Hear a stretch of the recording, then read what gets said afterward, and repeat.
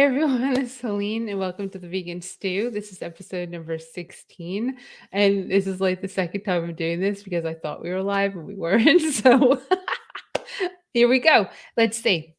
Topic tonight is going to be vegan support or lack thereof, because how many of us, when we went vegan, got crap for it? So we're going to delve into that. And, if you're newly vegan or if you're not newly vegan, it's a good topic for you. So please join us. Remember to put your comments or questions in the little box and we'll definitely address them.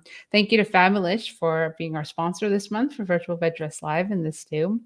And you can go to virtualvegfest.com to enter a contest to win prize packs from Fabulous, Hodo Foods, Follow Your Heart, TerraSeed, Revolution Gelato, and Cinnaholic. I got them all. Yes. So you do that, enter a wish bond. You can do things like subscribe on YouTube to the Vegan Stew and to Virtual Veg Fest. And you get like some nifty extra points for doing that. You can win one of those really cool prize packs. Let's see.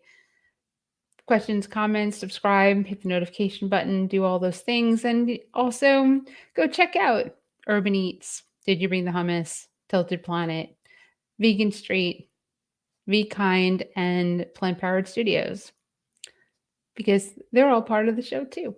I'm going to bring them on. Here we go. We have Dawn from Urban Eats. We have Kimberly from Did You Bring the Hummus? We have Marla from Vegan Street. We have Sankita, Tilted Planet. And we have Laura from Plant Powered Studios. And here we go. Now, I can't guarantee there's going to be as many fireworks this week, but hey, you'd never know. What are we going to talk about in current events, Marla? Well, I just have two quick stories. The first is that this is just from the last couple of weeks. Last week, there's a new global survey that a chocolate company came up with. They researched, talked to about 3,200 millennials and Zoomers, and 60%, and this is a global survey, 60% said that they expect the brands that they buy from to offer a vegan, or I'm sorry, a plant-based option. So that thing that's interesting to me about that is that a similar research in Western Europe among some of the area that was queried in this one showed in 2020 only 25% was expecting that of the brands they supported. So I thought that was really interesting and cool. And then the second story, real quick, is a new study published in the Journal of Molecular Nutrition and Food Research found that a diet rich in certain plant foods reduces the risk of cognitive impairment and dementia. So those foods tend to be polyphenol-rich foods like apples, blueberries, pomegranates, green tea, cocoa. And anyway, we know that plant-based foods does the whole body good. And that is going to be the Vegan Street meme for tomorrow, probably. So anyway, I just thought that was a nice story. Yeah. Awesome. So, Dawn, you've got something too, right? Right. This is an old story, though. It was 2020, but we shared it in our internal team, so we thought to bring it out. According to BBC, a 2016 Pew Research study from 2016, BBC and Washington Post did a story that said that African Americans are almost three times more likely to be vegan or vegetarian, depending on which study you looked at, which news media you watched. BBC said one thing, you know how it is, not quite the same, but almost three times more likely to be vegan than other overall Americans. And that was an interesting, whereas other Americans are 3%, African Americans 8%. So those are the stats. And that's from 2016. I imagine that number's probably gone up. And I think it's attributed to quite a bit of, some of this vegan influencers that are in the hip hop culture or the community culture. A lot of that is that. And a good number of African Americans come in because of the health disparities, right? So, kind of taking control of food sovereignty, food health, and, food justice. So it's almost like an act of, kind of activism in communities of color. So kind of taking a hold to that. So it's just good news. It's just a matter of, keep getting that vegetation out there, keep vegetating, because that is what makes a difference in the communities of color, and of course, the taste. So can't lead with the animals, although I tried many times to lead with the animal discussion. Doesn't work as well as leading with lasagna at a church function. That works much better. Or chili, and then some good food, and then talking about, saving auntie and grandpa. That seems to be much more, because we lead in all the top chronic diseases by a long shot, even though we're only 13% of the population. So it's really, I'm excited about that. But it's 2020 study. Sorry about that little pop in. Can't get my phone together today. But you're on do not disturb mode, right? No, I'm on airplane mode. I couldn't find do not disturb. We're just about to see what happens. You're here. That's anything happens on the studio, so we can see. So That is true. That's the beauty of being live. Laura, do you have something to share? I really don't, to be honest. Not gonna lie, already this week it's just been a lot of work and no scrolling. So I haven't really had time to catch up on all my interesting vegan news or inventions. Yeah, I have nothing. You know what I tried? You know what I tried in New York City? So we didn't talk about the plant-based world. Potato milk? I tried banana milk. Banana milk. Yes. Banana milk. Okay. Yes. Yes. It's so They had good. a plain one and a strawberry one. And Yes. I thought I was going to like the plain one better because the strawberries, you grew up with quick. Well, Yeah. I grew up with quick. And I never ate strawberry quick. But Yeah. the strawberry one was actually better. Yeah. Than the I plain like one. dipping vanilla wafers in banana milk. Amazing. Is this prepackaged? Yeah. So who was it that does? I think it's Almond Breeze. That's the one I get that does their own almond milk or their own banana milk. It's called Okay. Moolah, I think. Moolah. Oh, is that the one you had? Yeah, there's a couple different companies that do it, but it's just fun. Like when I was growing up, because we didn't have a whole bunch of money on my cereal, when we didn't have money for soy milk, which was Eden soy back in the day, I would use orange juice on my cereal. And so that was my milk. So, I'm very apt to pretty much try any vegan milk for fun. I can say that apple cider plus granola is very tasty together. It is. Yes. I also love apple cider mimosas. This is definitely I saw an interesting story on the number. Somebody did a video YouTube. I wish I knew his name. There are only 5 almonds in a silk bottle, a silk container of almond milk. Wow. Is anybody heard of that? That there's a lot of emulsifiers and other things like that. Mostly Has water. anybody? Water And emulsifiers and flavoring, but only like 5 almonds. That makes, and I think it was a certain segment. It wasn't the whole container, but it was like a serving. Yeah, and I think some of the different brands have there's one particular brand that has I can't remember the name of it. Has a lot of almond milk in it. Well, plant nuts and of almonds in it, right? No, or the cashew or the hazelnut. There's another brand that has hazelnut. But I just thought about that. That might be Elmhurst. Yeah. Elmhurst, Elmhurst has milk cashew is very specific about the amount, and it leads in the ingredients in the back. It's a really good brand. It's very limited ingredients. Go ahead, Sangeeta. So if you have ever made your own nut milk, you will know that without knowing that the store-bought milk does not have as many nuts in it. And the quality, you just know it, because if you make homemade almond milk, it actually tastes like almonds. Okay. I've made rice milk, but almonds, I think there's a more of a workman's process, and I'm busy working food. I have rice milk has been. Isn't there something you have to do with the almonds, or is cashew something has you have to milk rice them. is very easy. No. You have to milk the almonds. Yes, but there's some kind of. Isn't there? Tell me, Sangeeta, what's the process? Because you just have to soak it. You just have to soak it. If it is cashew, soak it like maybe just 4 hours, and you don't even have to strain it. Just if you started with a cup of cashew, put 4 cups of water and just blend it in a good blender, and that's it. You can Oh. strain it if you really want. Right, the cheesecloth, you can strain it out, yeah, right? With the yeah. cheesecloth. Mhm. Now, almond, you do have to strain it because it's the skin. Mhm. Okay. Okay. But the way I make almond yogurt is instead of straining it, I take the skin out of the almonds after soak them overnight, and take the skin out of each almond, and then blend it and keep all that pulp inside, and then turn it into yogurt. I have a recipe I can share. Oh, please share that one. Please yeah, share that. Yeah, Please that share sounds that. great. Yeah, that's really Yeah. good. Yeah. Mhm. And the other Yeah. thing you can do, like we did over the pandemic, is I bought an almond cow. So it makes it so you don't have to actually milk the almonds. It actually keeps Right. that in Yeah. the pulp is separated, and you use a decent amount of almonds to get a decent amount of milk. I gave up on that because I gave up on trying to figure out how to use the pulp.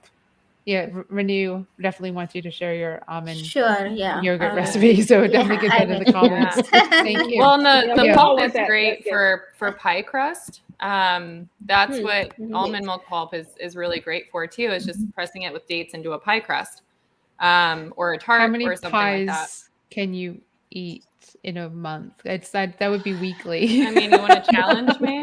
No, I don't want to be part of that challenge. You can totally do it. I make cashew milk now because I'm able to use the pulp and put it Right. back into the Vitamix and turn it into more milk. So I have zero waste whatsoever. Mhm. I was dehydrating the almond pulp into flour. So I'd have organic Oh, almond that's flour, good which use. is awesome. But Mhm. that again is Yeah. time. Yeah. That time thing. The almond cow saves time. The pulp adds time. Yeah. But Yeah. I'm it's the so best cheap. milk. I'm so cheap. I'm so cheap. Almond cow. My wallet was like, no, $250. Oh my god. Yeah. Where That's why is- oat the milk amount is of so money easy. I'm yeah, oat milk is saving. easy, right? Oat Mhm. milk I Yeah. made before too. The rice and the oat milk seems Yep. easy. But thanks for Yep. yeah, it's good. Mhm. So, what's everyone's favorite milk brand? Just out of curiosity, like if you had to buy it from the store, what's your go-to?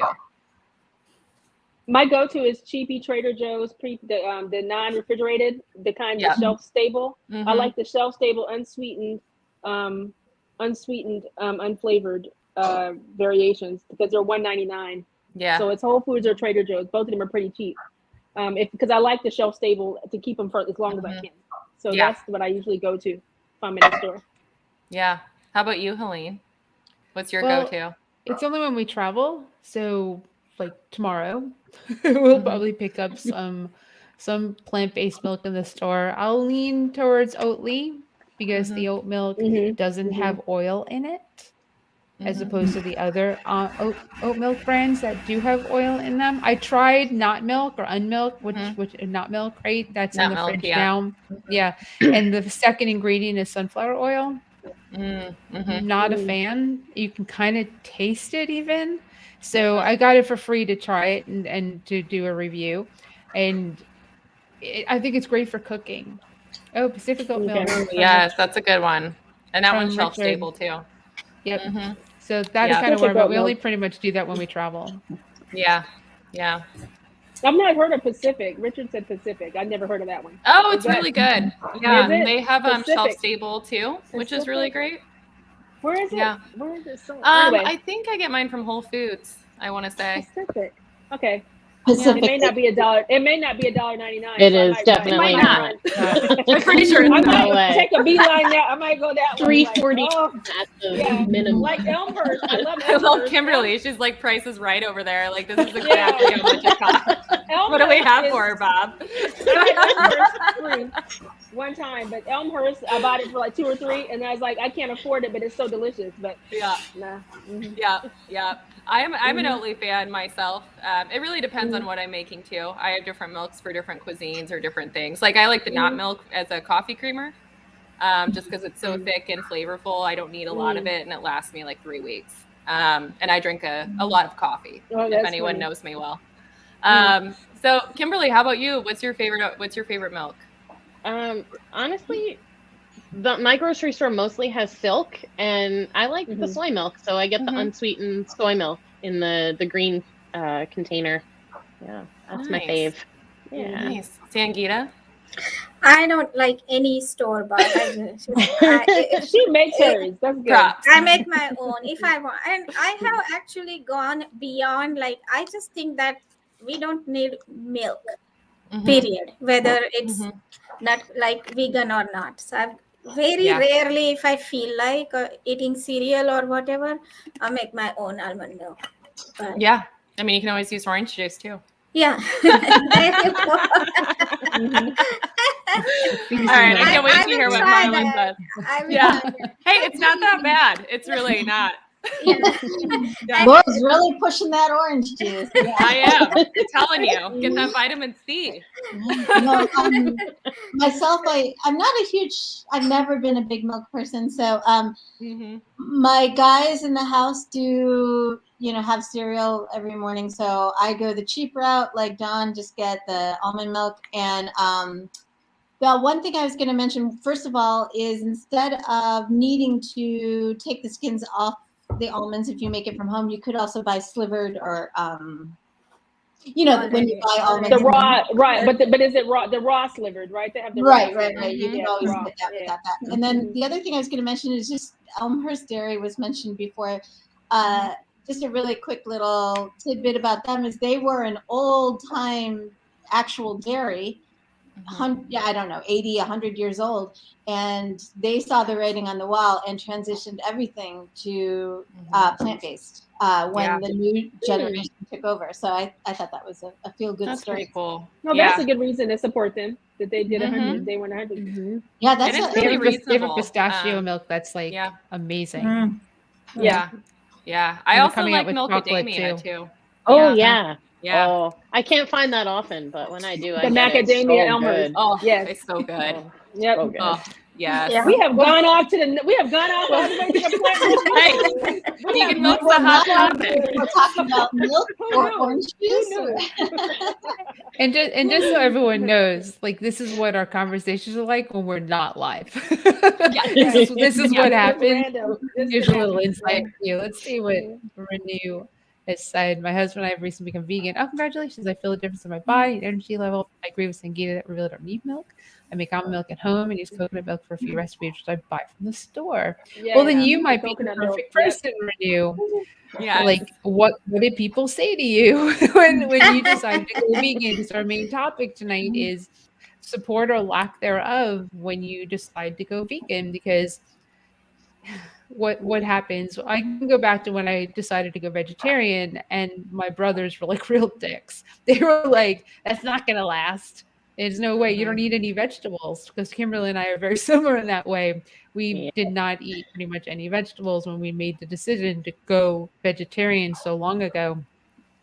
And I just learned to like vegetables, not all vegetables. You don't have to like every food. Just so you know, I get a lot of crap still for not eating mushrooms, but you don't have to eat every food on the planet in order to eat and eat well. Just saying. So I want to hear what everyone has to say. Like, what kind of crap did you get? And what kind of support do you have now? I'm very thankful for a partner that is incredibly supportive. However, I have been with ones that have not been incredibly supportive in this. And it makes it a bit harder when that happens. So who wants to go? I don't see any utensils. I forgot mine, so I'm gonna raise my remote. It's been one of those days. Mercury retrograde's fun. So I think what's interesting, so one of my good friends, she just recently transitioned about almost a year ago. And when she says things, it kind of triggers me about things that people have said to me. And one thing that I find is said to most people, and especially people that have a partner or, a best friend or family member that isn't doing the journey with them, it's, I wish we could eat together. And it's such a crap way of saying it because you're still eating with them. You just might not be eating the same thing. No. And that is such a frustrating thing for a vegan to hear. I wish you could just eat with me, because it's just, how are you supposed to respond to that? It's just it's a hard thing, I think. That's a big one for me, at least. Kimberly. Yeah, I was dumped by a guy because that was his reason. Years, and I was a vegetarian then, so like we could still go have pizza together or something like that. But he was really hell-bent on us sharing a pork chop, and I don't know why. But we were getting along so well, had no idea. I mean, I knew he was in food, but yeah, the one day he was like, exactly that. I wish we could eat together. And I was like, well, we do. And he's like, no, I want to be able to eat off your plate. I want you to eat off my plate. And I was like, why? It's my food. I don't want like, people doing that anyway. Yeah. He's like, no, Especially now. That's it. Yeah, exactly. Yep, that's how he ended it. It's so weird. Wow. Yeah. Well, good riddance sounds like. Yeah, exactly. Well, she's happily married now, so everything's good. I see Dawn. Yeah. So so the eating together thing. When Anthony, my husband and I first did the first 2-month run, where we tried it, there was no health scare, and it was just like, let me try this after seeing one of the documentaries. He wasn't. I mean, he did when I made it, and I've cooked all the time because that's what I do in the business. But he was like, I'm not going to do this vegan thing. I'll try it for 30 days, but I don't really want to do this. It didn't bother me. It actually didn't. And of course, we had the 2 kids in the house, the blended family. So it was like everybody ate what I cooked. I have a little bell and everything, like the Alice Bell. You all know this. And with the Mel's Diner bell. But after the time, it didn't. I guess it didn't really matter because I would have had to have. I didn't have a good enough why, so that time didn't take. When it took, and I had a good enough why to make it permanent, and it was an immediate thing, and it didn't really matter. But we you can eat with, like Kimberly said and what Laura said, you can eat with vegan. I eat all the time with people who aren't vegan, but they don't invite you over to their house. It's funny, you can only go out to eat with them. I don't get invited out to people's houses anymore. I feel like they think I'm going to judge them, even though I've shown that I'm not over these years now. I think at first I was very staunch. You can only imagine how I was initially. So I'm really calm now, if you can believe that. So it's just like you go out to eat with my sister, for instance. She eats chicken, she eats everything, even though she has health issues, chronic diseases. And I don't say anything because I've already said it. So I think it's just a stereotype. They just have a stigma in their mind that you're going to say something that you're not saying. And sometimes it reminds them that they're doing something that's not healthful in the cases of people I've been around. So that's kind of the pushback I got. They don't want to eat with you. So I got the same thing, but not in the same way as Kimberly did. And kind of similar to what Laura got, this idea of I can't really eat with you, but they just didn't invite me over. Like they have dinner party and you really don't get invited over. And sometimes you do, but it's like crudité with a vegan ranch, with the ranch dip in the middle. Mm-hmm. Yeah. I don't know. It's like you're the smelly kid at school, that nobody wants to play with. And nobody tells you. It's like, you just, nobody tells you that. But right. Anyway, it didn't affect my desire to be vegan, but it was one of the crappy things that happened. Mm-hmm. One of those things that you're like, I'm trying to help welcome you in. I'm not trying to judge you, but you have to prove that you're not trying to be judgy. You have to almost prove it. Yeah. Because otherwise they think automatically defense, generally speaking. And you're automatically judging them and you're at a moral high ground. Mm-hmm. And it's not true for most of us. But at least this group. It's not true for us. But right. I mean, insisting on being a vegan among omnivore is the loudest statement you can do without saying a word. And that's what people are reacting to when I don't even have to say anything. People bring it up because it's their conscious that, that just starts to mess with them. Right. Yeah. Or they'll ask, like, how many times have you been asked, is it okay if I eat this in front of you? Yeah, that's so many times.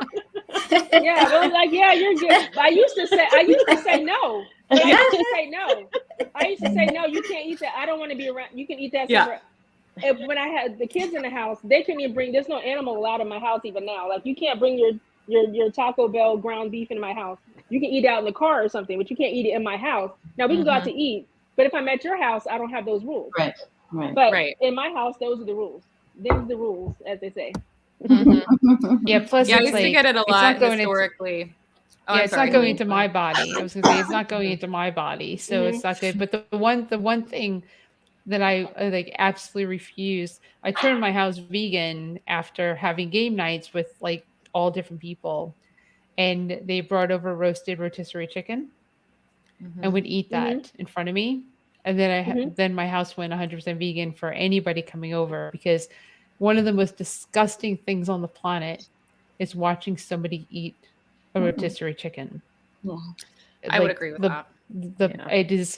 It's so repulsive that I was like, that is, I mean, I'm normally like fine with people eating what they're eating. And obviously at a table, I can ignore you.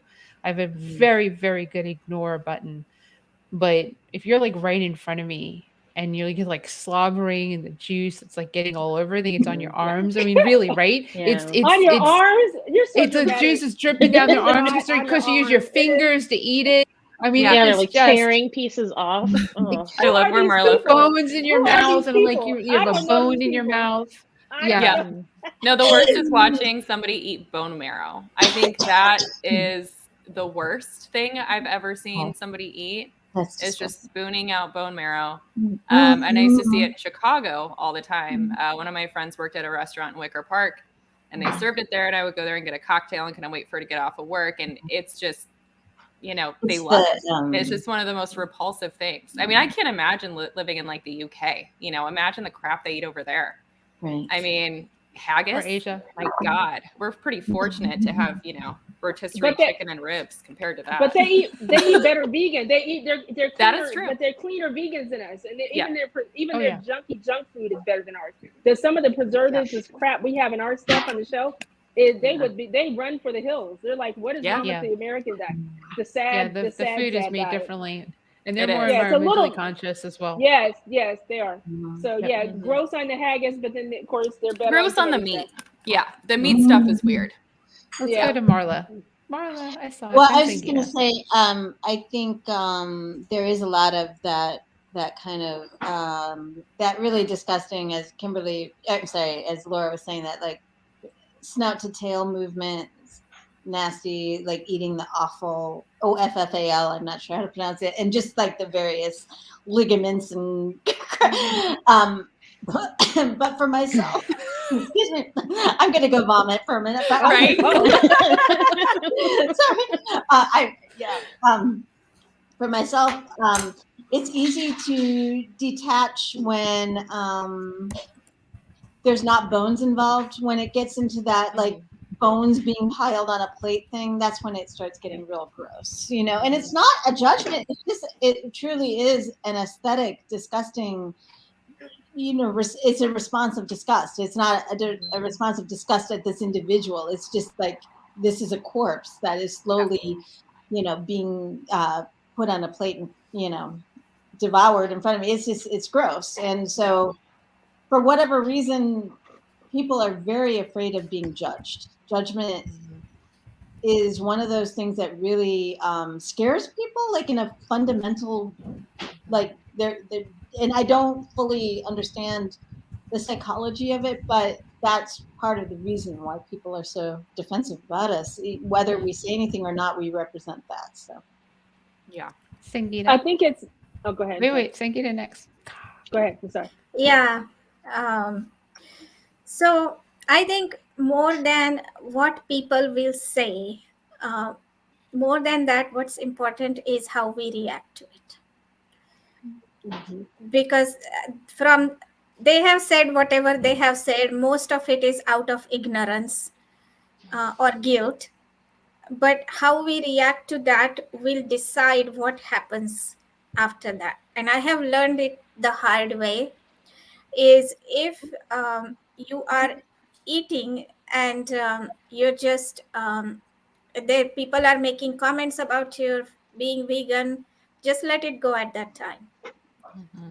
I think that's, in my opinion, the best way. And then later on, you can follow up indirectly or directly, but not say anything when everyone is eating. I think it is a good approach. What do you guys think? What do you girls think? I think that that's a very good point. Because we feel this way, and because there's almost a duplicity about veganism, because you are kind of judging, but you kind of have to hide the judgment, but you want to be not judgmental. There's this whole thing because the second they already think you're judgmental because there's defense, and then you really are judging because you're thinking about their health, you're thinking about the environment, thinking about the animal, whatever boat you came in on, or whatever number of things. But you can't show it because of what Sangeeta says, because there's already a defense system up, and you can't react because then you're going to turn them off, right? So you want to, and then you can't talk about it like Sangeeta said at the dinner table, because I've been at holiday tables and it's almost like a trap. So you're at the holiday table and there are 10 people at the table, you know, pre-COVID, where you can have 10 people at the table, and then you're at the table and they say, "Why are you vegan?" And what's this vegan thing? Why do you know? If you answer it there, you're going to turn off 7 people that didn't ask you, or 8 people, and that's not the way you want to present the information. So, like Sangeeta said, you say, it's better for the health, better for the, I'd love to talk, better for my health. I feel great. Let's talk. I'm happy to talk to you after we eat.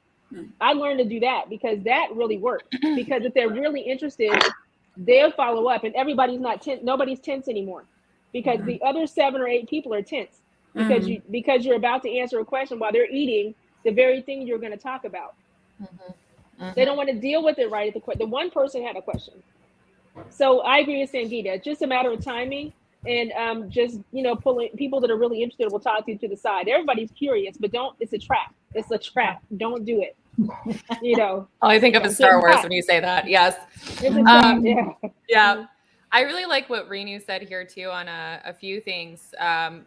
One, the first thing she was talking about was her kids. She just made this transition, and her kids don't get enough nutrients or they think they won't get enough nutrients from veggies and fruits. I would love to hear, I've been on the child side of it, but I'd love to hear like Marla or Sangeeta. Did you guys deal with this? Dawn, I don't know if you have kids or not, but yeah, I have 2 kids. You did. 2 grown so kids. Did you deal with this too? I'd love to hear your guys' thoughts on how you dealt with that on the parenting level. Well, my daughter has been vegan since conception, and she has not known anything differently. And she's touch wood, she's healthy, happy, just a normal, just turned teenager. And she has had occasions when she could have chosen to eat something not vegan, but she chose not to. And I can also see the difference between her health and her peers' health and her energy level, and how she has the stamina. She can just go on and on and on, hiking or playing, and when sometimes her friends will get tired, but she can go on. So I have not had to deal with those issues just because she's been always vegan. Right. And Marla? My son too, vegan since conception, and when I was expecting my son in 2002, there was just a lot less support and information. It's just it's much easier now, I think, to plug into stuff. But I had his pediatrician was someone I really trusted, and she wasn't vegan herself, but her attitude is, as long as he's thriving, we're good, and reaching the different benchmarks and all of that. So I think a lot of it depends on finding a physician who is educated and supports your decision, doesn't come in with all kinds of ridiculousness, Right. So one of the things we did too for my son, this is not the health angle as much as like the emotional and mental health angle, is we created a vegan family network for him or not for him specifically, but for our community when he was very little. And so we had monthly potlucks and special events for holidays, and like a big old Halloween party and Thanksgiving. Where they got to eat all the food, and that is so cool. I think that was really important and such a good part of his memories now as an 18, 19-year-old. So. Yeah. Dawn, how about you? Any advice? I have a 19 and a 26-year-old, right? So we have a blended. Anthony, we brought one. Each of us brought one to the table. So 19-year-old is an environmental studies major and is a sophomore in school. She she eats vegan here, but of course I wasn't vegan when they were, we've been married 12 years, going on 13. So I wasn't vegan the whole time. My daughter, the 26-year-old, was a USTA and a Division I collegiate tennis athlete. So I was feeding her cheese sticks and boiled eggs. I hear somebody's vacuum. Somebody's been going to town.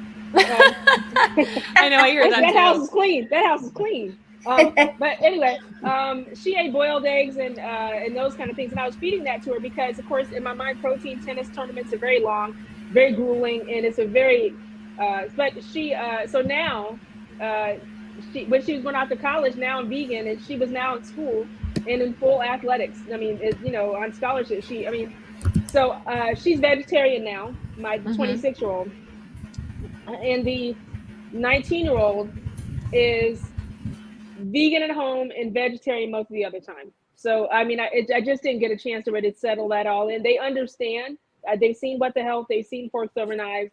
They've been provided numerous websites. They both talked to Dr. Mills a one-on-one.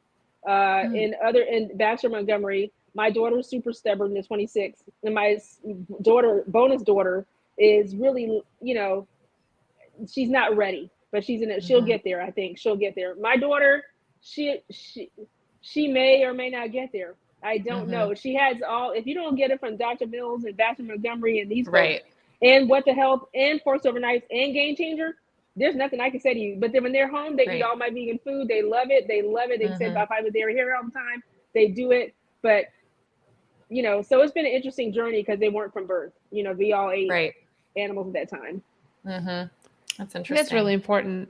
Yeah, Laura, that was a great question. I want to touch on something that Renew said in regards to that. Do this one.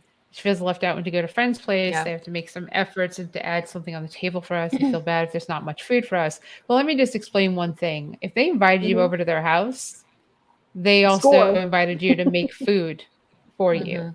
Because if they know you're vegan and they invited you over, they didn't just invite you over for company and just provide food for everybody else.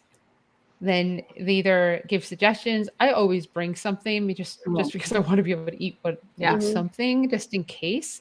And everyone else eats it too, except for like those people that you see something labeled vegan. They're like, oh, this looks great. Oh, wow, look at that. Is this like mac and cheese? Oh, Helene made it. I'm not eating that. It's vegan. Right. That's the other that's the other side of the problem when it comes to like, oh, this looks amazing. Oh, it's vegan. I'm not trying that. Yeah. It's everything in this dish is something that you probably eat. But what's wrong with you? But if people invite you over to their house, then it's their responsibility to make food that you can eat and not just bread and salad that happens to be part of the meal that they've prepared for the rest of the guests that are coming. That is a really big problem because it really pisses me off because then I'd rather not be invited. If you're not going to you made the effort for the meat eaters, but you're not going to make the effort for the vegan. I don't know if so I'm opposite on that one.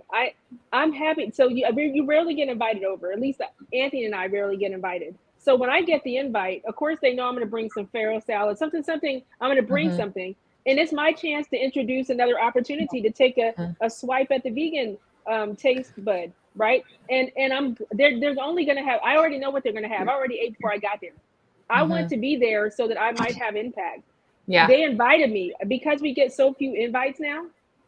I mean, to come to someone else's home, this is like score. I'm like, woohoo! This is because and I don't care what they make me. They can make me a salad because I'm gonna be like, thank you. And let me let you try this this chickpea nacho tuna salad. Let me let you try this thing with some crusty bread.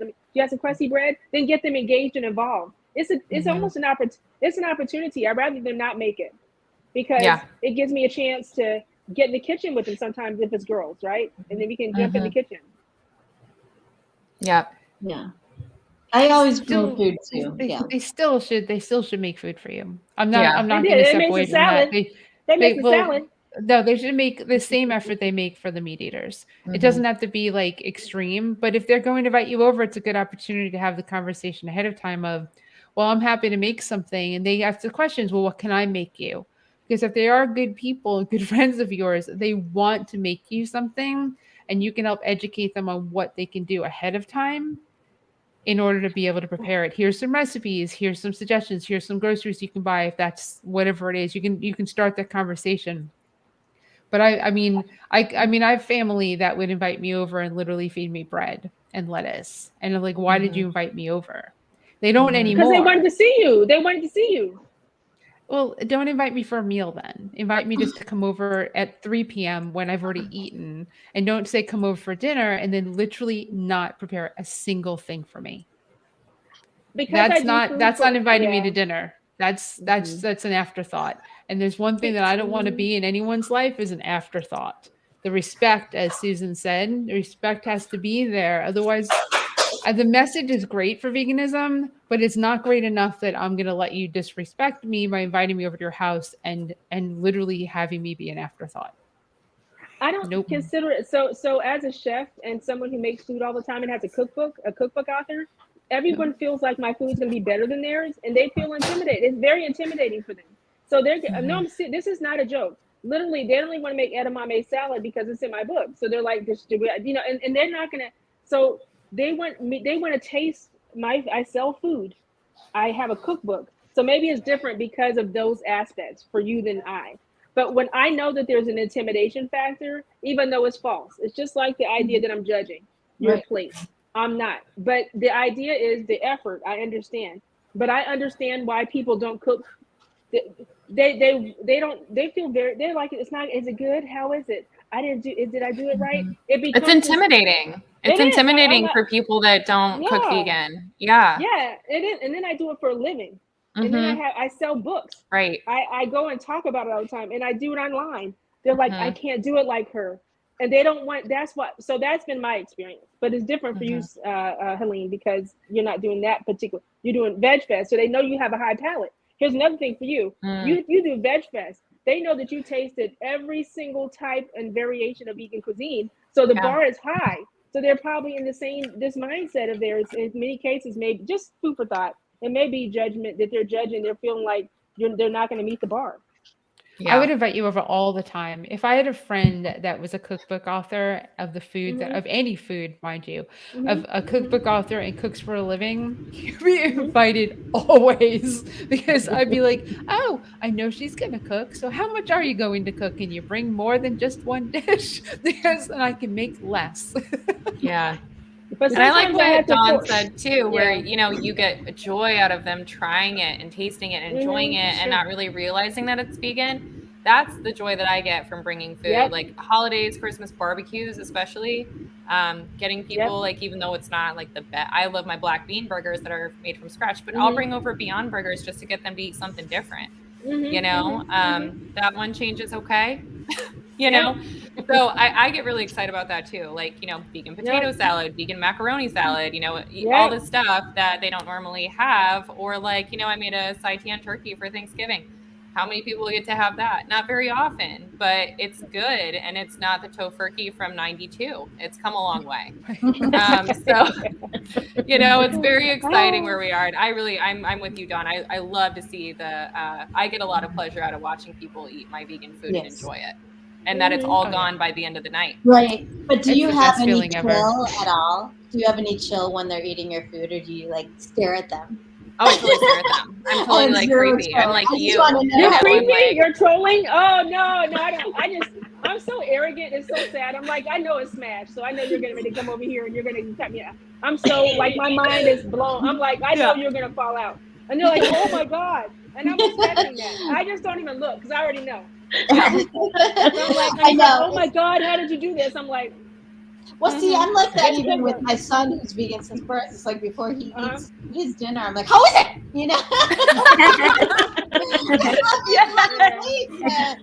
I get very like clumsy about that. Yeah, I'm the same thing I was going to mention is one little trick I used to do when my son would be invited to birthday parties, and before the internet, where people could spy on before Facebook, where people could spy on what your likes and dislikes and stuff like that were, is I would just reach out to the host family and just say, hi, we're a vegan family, thank you so much for inviting my son to the birthday party, what can we bring?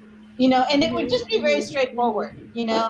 And so I would make sure that he had his own cake, you know, piece of cake, not a whole cake, but the cake is a big deal. Yeah, that's it's a important. super big deal. The cake and, is a big deal. Yeah, right. I agree. Or a cupcake. Yes, yeah. And so like what I would ask too is like, what are you serving the other, you know, what are you planning to serve? And so if it was like hot dogs or burgers or whatever, I'd make the same version for Justice, and then they would plate it in the kitchen and bring it out, you know, so it just was very seamless, you know. But anyway, I think that the same kind of approach could apply to regular grown-up stuff. Is just reach out and say, hey, what can I bring? We're vegan, so I'd love to I do the exact same thing with my daughter also. Now most of our friends know we are vegan, so usually if they invite her, they would have a vegan cake, but if not, they will tell me to send her with a cupcake or something, and I'm happy to do that. Right. Another challenge is I don't trust them sometimes, not them, because they may put something, either two things have happened, two experiences. You might not get that is yogurt. That's not, you don't even know there's vegan yogurt or vegan sour cream. What did you put in there? And when I ask the question now, I'm almost leaning offensive. So I'm very funky about my vegan food. And then if it doesn't taste, if you can't cook regular food, and then you're cooking me this somewhat bland, and then you're cooking me vegan food, I know it's gonna, you didn't put any seasoning on here, girl. So and then I have to eat it, and I'm like, you know how you like, and then they're trolling me like, do you like it? And I'm like, yeah. So good. Like, no, I don't like it, but I can't tell them because they went out of the way. So I'd rather them let me play, have fun with them. And then because if you make it nasty, my face is I'm not good at the thing. You're not a poker. No. I can't play poker. Me? Yeah. I did not pick up on that at all, Dawn. I did not know. I'm an actress. You and Laura are the two non-poker faces. Big time. It's so true. Yeah, I cannot hide my expression. Yeah. So I can't. So don't make me fool. I just try not. Don't do it. Just let me. Yeah. Thank you for inviting me. Oh, nice try. What? What did you make me? Oh, thanks for the Morningstar Farms. Which up until recently was a vegan. Yeah. And then you have to look. Then I'm like, what did you use? What kind of scramble? Oh, you used that one. And I know it's not vegan. I'm not gonna eat it. See, then I'm asking too many questions. I don't have time. I get nervous about the utensils. Like, let's say they're making mashed potatoes for the meat eaters, and they're also going to make mashed potatoes for me.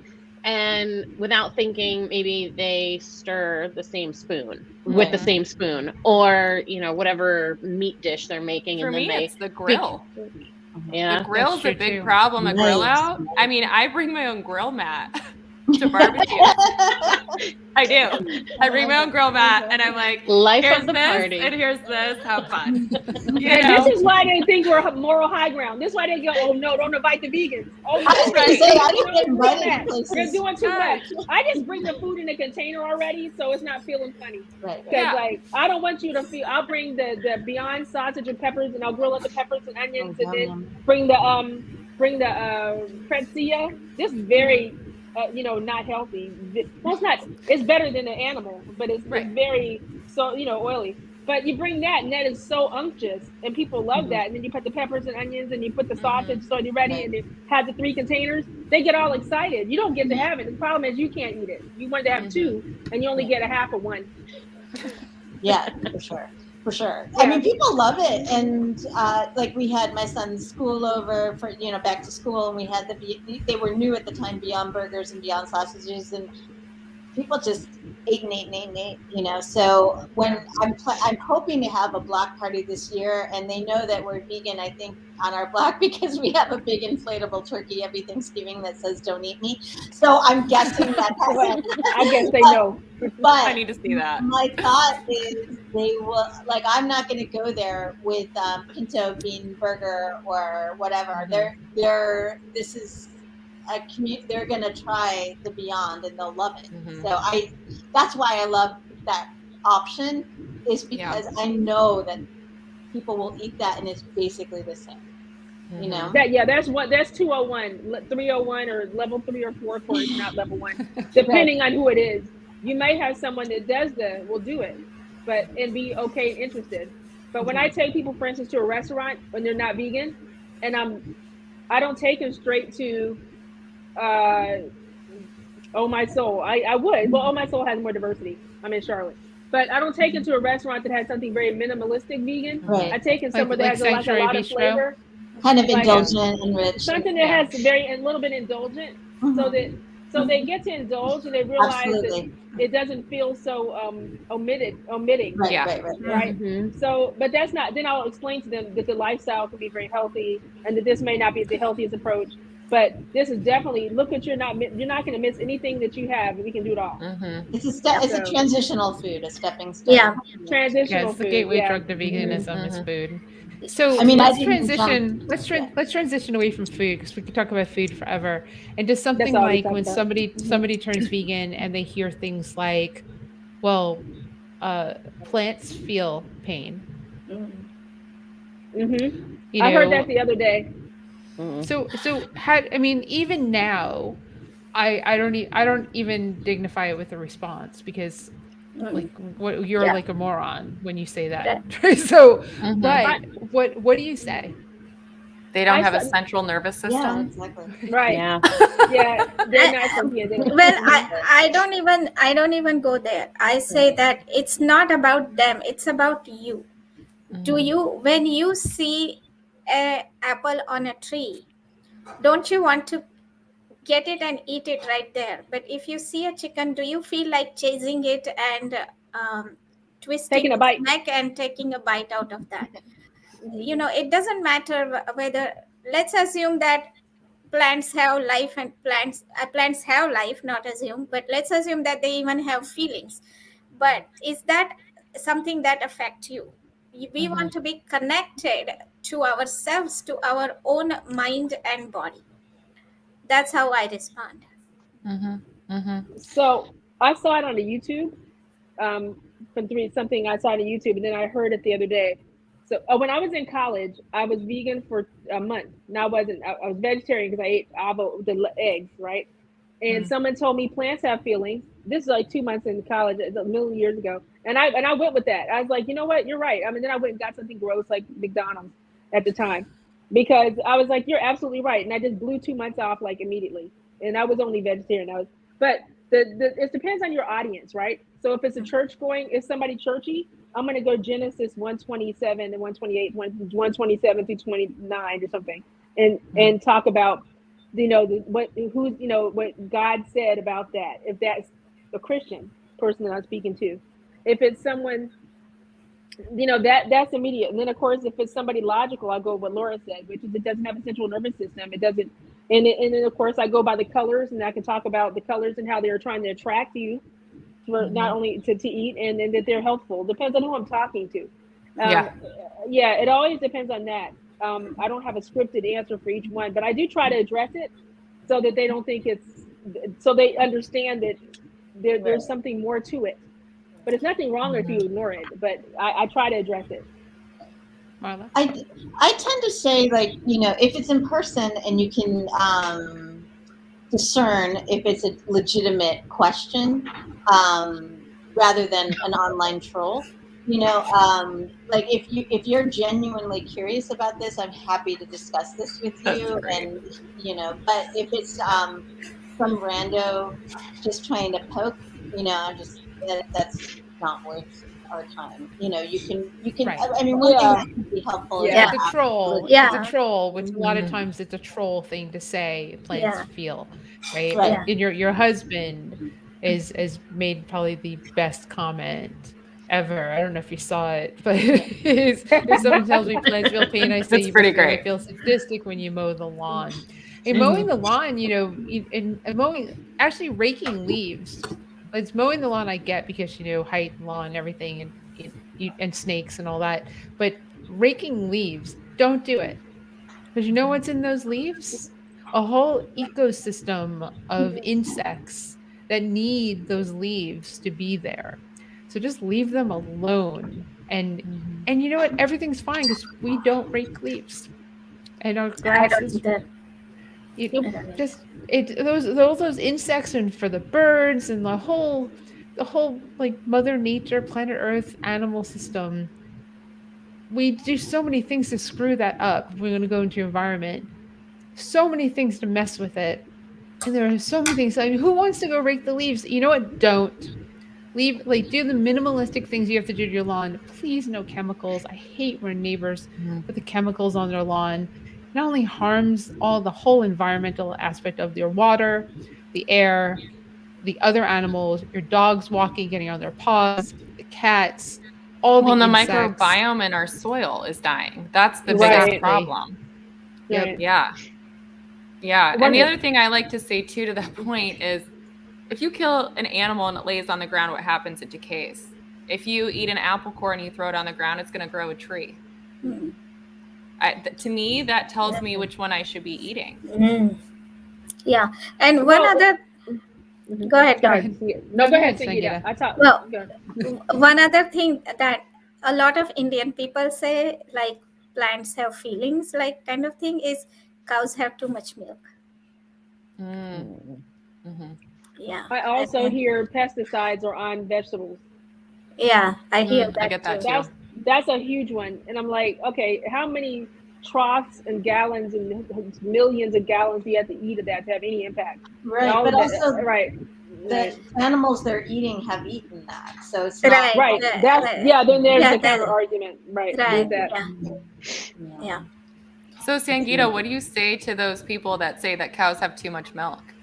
Honestly, I mean, that is a level of ignorance that I just don't respond. I just was so curious to hear your comeback. Sangeeta always come back.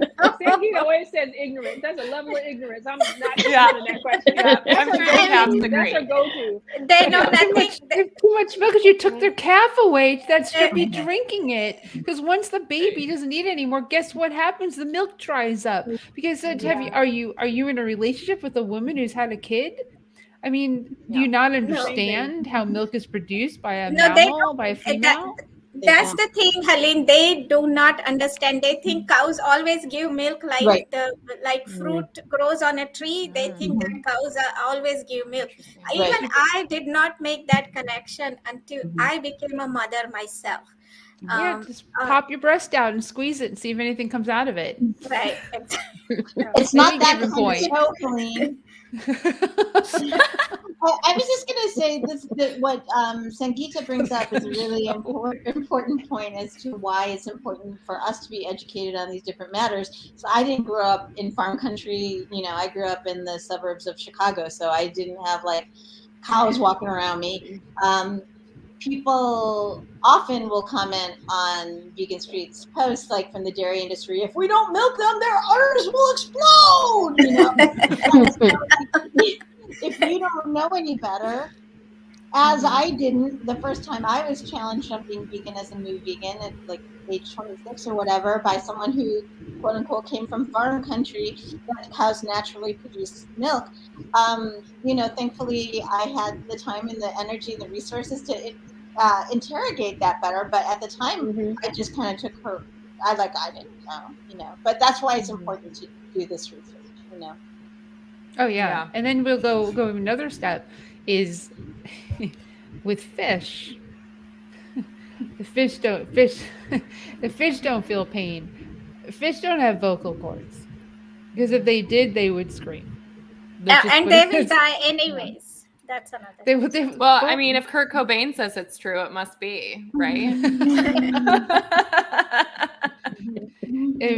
Fish do have a central nervous system, Yes, they unlike do. plants, and they Yes. do feel pain. They just can't verbalize it because they don't have vocal cords. So as much as you think that fish is like I don't feel so badly about that. Well, there's a whole environmental factor with that too, with doing fish and taking them from the ocean, and what's in that fish, the mercury that you're putting into your bodies when you eat it, and depleting our oceans and the dead zones. There's just, and how they fish and how they get the fish and how the dolphins and the sea turtles all end up in there. And of course, you know, industries like to make the most money. And in the fish industry, when they take in that excess and that they can't farm or sell, you know who eats that? You know, who eats all the stuff that they can't actually sell? They feed it to cows. They sell it to that industry. So your Herbivores. vegetarian cows are eating fish, and that is that's I guess But plants feel pain, right? They're convinced of right. that. Or vegetarian I mean- cows eating fish. Well, I just feel that it's just why that's why it's so important that when we become vegan, we need to go and really go to pcrm.org, nutritionfacts.org, Plant-Based Nation, watch these films and documentaries, and then go get some books and get some facts and data, because we become that veducator for everyone we interface with, even if it's one-on-one or in small group. And when we don't have this information, that it's important for us to change our behaviors, food behavior and lifestyle behavior, but it's important for us to educate ourselves so that we can answer those questions, because no matter what, we're always the teacher. And if we don't have the information, it's lost to the people may or may not get it. So we just have to be careful about always educating ourselves. Yep. Yeah, initially I used to bring those pamphlets with me everywhere I went. And if someone says your daughter's not going to get enough calcium, I'll just hand the pamphlet. That's amazing. Yes. Oh, Yeah, that's great. PCRM has those wonderful pamphlets. PCRM has those wonderful page things where they'll give it to you. It's free. They'll give you It's those free, pamphlets yeah. and things. Yep. Yeah. We have next door to me is the house full of those pamphlets. Again, I'm And not then- kidding. And then actually, what is this? The vegan African American vegan starter guide. Yep. Farm Sanctuary prints these. You can have they're free. Like, and they give you. So there's just so many things. It's not mine. That's Tracy McGuirter. But anyway, there's just so much information out there. We just need to know it or give it out, like Yeah. Sangeeta said. Yep. Have it with us.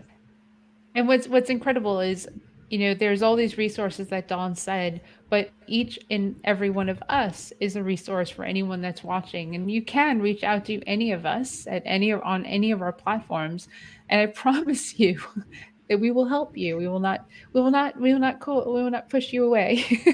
we want to be there. And if you have obviously any questions, or you're too shy to write them in the comments, you don't want us to address you, whatever that is, please do, because we know the struggle. We know the BS that you can run into. We know that people can be mean. And we know there's a ton of support as well. There's a ton of support out there. And now more than ever. So, and that's a great thing. So ladies, anyone else have anything to say? Just Find want to your add, I tribe. also love the Okay. the comment of if we don't eat animals, they're going to overpopulate the earth. That's also one of my favorite. Yes. I wanted to bring that up last week for rebuttal, but we got off topic, obviously. But that's my personal favorite, is that they're gonna overrun us. And which I wouldn't think that is be a hilarious. great thing for the planet? Wouldn't it? It really would. Oh, It really would. oh no, not really, but yes. I mean, But we it's just so we are stupid. not 'Cause it's like, how many It is animals stupid. do we have right now just so you can eat them? So if Right. they're in their natural habitat, you think somehow it's going to be more than factory farming? That makes no sense. Well, if you It did, just you know, makes no getting rid sense. of factory farming removes the Yeah. overpopulation of animals, and 70% of the the land is for animal grazing and livestock. Yeah. So exactly. humans live on 30% of land. I mean, at this point. Yeah. So it's craziness. But Yeah. find your More vegan environment. There's the Mhm. ethical vegans. You got to find your tribe in veganism. Right. important That's to one have thing a I'd say. support system. Mhm. Yeah. Yeah. Even if it's not your family, and it could be a good friend. And Right. a lot of people live in places where they don't know any other vegans. I mean, Kimberly Yeah. was one of them, even though you're in New Jersey, which I still don't get. But they were there. You just didn't find them.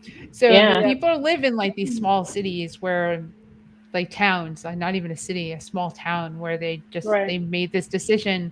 And then you see the comments on Facebook, I live in such and such, and I don't know anybody else. Does anyone want to be friends? Just, be discerning like you would be with anyone that you want to be friends with, because just because they're Yep. vegan doesn't mean that they're nice Mhm. Yep. Yeah. or supportive. Just Or- you Really vegan. Mhm. Yeah, and Mhm. most likely your supports will not come from your family. You Mhm. have to find it someplace else, and online or offline. Or at the stew. agreed. Yeah. We're at the Yeah. stew. Mhm. There you And go. the stew, yeah. We'll be your support weekly. We'll be here with you, except for the first Wednesday of every month. Then you can look at Coach Kayla, and she'll support you too. So, all right, ladies, I'm gonna put you in the green room and close out this show. You're all Bye. amazing. Bye. So here we go. It's by Dawn, by Kimberly, by Marla, by Sankita, and by Laura. Well, thank you once again for watching the Vegan Stew. Like I said, we just closed with we are here every Wednesday except for the first one at 7 p.m. Eastern Standard Time. On the first Wednesday of the month, it's Coach Kayla, and she'll talk to you about nutrition and dietitian and all that. Susan, thank you. Well, thank you, Susan, because you are one of most of avid supporters of everything that we do. So we love you very much. And Renew, thank you. It's good to see you as a new person is well, at least writing this week. So, and if you need anything, let us know because you're on a new journey and with the kids not wanting to do it, just cook good food. Cook good food, that really helps. So if you don't know how to cook, like, I don't know, get one of Dawn's cookbooks so she can reduce some recipes. That'd be amazing. That's like urbaneats.com. So we will see you next week with some topic that is called, it's episode 17. Next week, it should be something around vegan jobs and balancing your work with your ethics. And that will be Kimberly hosting, which would be great. We typically keep our topics, maybe not. We'll just kind of see what next week happens. And subscribe to the Vegan Stew on YouTube. Please hit the notification button so you know when we go live. We really appreciate your support and helping to grow this. In virtualvetrust.com, into the contest there, hit the little contest tab, and be kind. It's kind of how I ended the show. Probably need to get a backup here so that wear it right over your nose, under your chin. Not a single layer cloth mask, because that's how we progressed in 2 years. I think you need to wear like a really good mask and get vaccinated and get boosted and be kind and considerate of not just the planet and not just the other animals that share the planet with us, but the other humans that we share it with too. Because that is, I feel, and also an important part of being vegan, the animals, the planet, the other humans, and your health, because we all love talking about food. We will see you next week. Have a good one. Bye.